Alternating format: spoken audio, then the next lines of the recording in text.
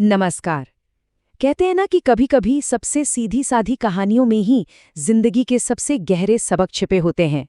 आज हम एक ऐसी ही कहानी को समझने जा रहे हैं, एक गरीब किसान और उसकी गाय सुंदरिया की कहानी। और ये गाय सिर्फ एक जानवर नहीं थी, बल्कि उसके परिवार का, उसके घर का दिल थी। तो ये कहानी सिर्फ एक कहानी नहीं, बल्कि एक सवाल भी है। क्या प्यार गरीबी की मार झेल सकता है? हम देखेंगे कि कैसे एक किसान को अपने परिवार और अपनी गाय के लिए प्यार और दूसरी तरफ जिंदा रहने की मजबूरी के बीच एक बहुत ही दिल तोड़ने वाला फैसला लेना पड़ता है। तो चलिए कहानी की शुरुआत करते हैं उस कश्मकश से जो कई लोगों के लिए बहुत असल होती है, प्यार और मजबूरी के बीच का टकराव। और इसी टकराव के बीच खड़े हैं हमारे कहानी के मुख्य पात्र हीरा सिंह। देखिए, हीरा सिंह की गरीबी सिर्फ पैसों की कमी नहीं थी, ये एक रोज की लड़ाई थी। हर दिन ये सवाल उसके सामने खड़ा होता था कि क्या वो उन लोगों का पेट भर पाएगा जिनसे वो प्यार करता है। और इसमें सिर्फ उसका परिवार नहीं, बल्कि उसकी प्यारी गाय सुंदरिया भी शामिल थी। तो अब देखिए, हीरा सिंह का दिल एक तरह से दो हिस्सों में बटा हुआ था। एक तरफ थी उसकी खाली जेब और दूसरी तरफ था वो प्यार जो उसका पूरा परिवार सुंदरिया से करता था। जरा सोचिए, उसका छोटा बेटा उस गाय को जानवर नहीं बल्कि मौसी कहकर बुलाता था। तो सुंदरिया उनके लिए कोई सामान नहीं थी, वो तो परिवार का एक हिस्सा थी। कभी कभी जिंदगी में ऐसा होता है कि जब आपको लगता है सारे रास्ते बंद हैं, तभी कोई मौका दरवाजे पर दस्तक देता है। लेकिन क्या हो जब वो मौका आपसे आपकी सबसे कीमती चीज ही छीन ले जाए? तो अपनी गरीबी से तंग आकर हीरा सिंह वही करता है जो आज भी लाखों लोग करते हैं, उम्मीद लेकर शहर चला आता है। और उसे एक अमीर सेठ के यहाँ चौकीदारी का काम मिल भी जाता है। एक ऐसा काम जो, उसे क्या पता था, उसकी जिंदगी हमेशा के लिए बदलने वाला था। और यहीं पर सेठ की एक बहुत ही मामूली सी मांग हीरा सिंह के लिए एक बहुत बड़ी मुश्किल बन जाती है। सेठ को हरियाणा की एक अच्छी दूध देने वाली गाय चाहिए थी, और उन्हें क्या मालूम था कि हीरा सिंह दुनिया की सबसे अच्छी गाय को पहले से जानता था। अब जरा हीरा सिंह की हालत देखिए। मजबूरी में वो एक ऐसी गाय की तारीफों के पुल बांध रहा है जिसे बेचने के ख्याल से ही उसका दिल टूट जाता है। वो बताता है कि गाय तो 15 सेर दूध देती है, कामधेनु की तरह सीधी है और कीमत भी कम से कम 200 रुपये होगी। वो बातें तो एक सेल्समैन की तरह कर रहा है, पर अंदर ही अंदर उसका दिल एक मालिक की तरह रो रहा है। और फिर वो सच बोल देता है। वो किसी और की नहीं बल्कि अपनी ही सुंदरिया की बात कर रहा था। इस एक पल में उसकी बेबसी, उसकी मजबूरी और उसका प्यार सब कुछ साफ साफ दिखाई दे जाता है। सौदा तो हो गया, लेकिन इस सौदे की असली कीमत क्या थी? अब हम कहानी के उस हिस्से में चलेंगे जो इस फैसले के भावनात्मक असर को दिखाता है, हीरा सिंह पर भी और सुंदरिया पर भी।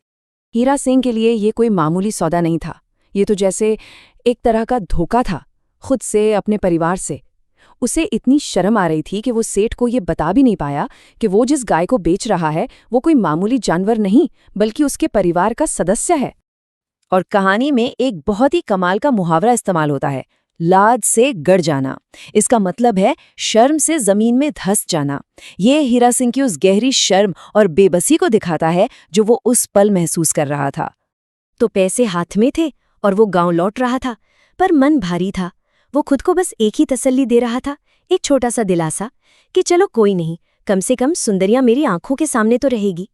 कभी कभी मुश्किल वक्त में हम सब खुद को ऐसे ही छोटे छोटे झूठ बोलकर बहलाते हैं, है ना? हीरा सिंह ने तो अपना फैसला कर लिया था, लेकिन उसने एक चीज नहीं सोची थी, सुंदरिया का भी तो अपना मन था। अब हम देखेंगे कि जब एक बेजुबान जानवर अपनी खामोशी से अपनी आवाज उठाता है तो क्या होता है। और यही कहानी में एक ऐसा मोड़ आता है जिसकी किसी ने उम्मीद नहीं की थी। अगली सुबह सुंदरिया ने दूध देने से ही मना कर दिया।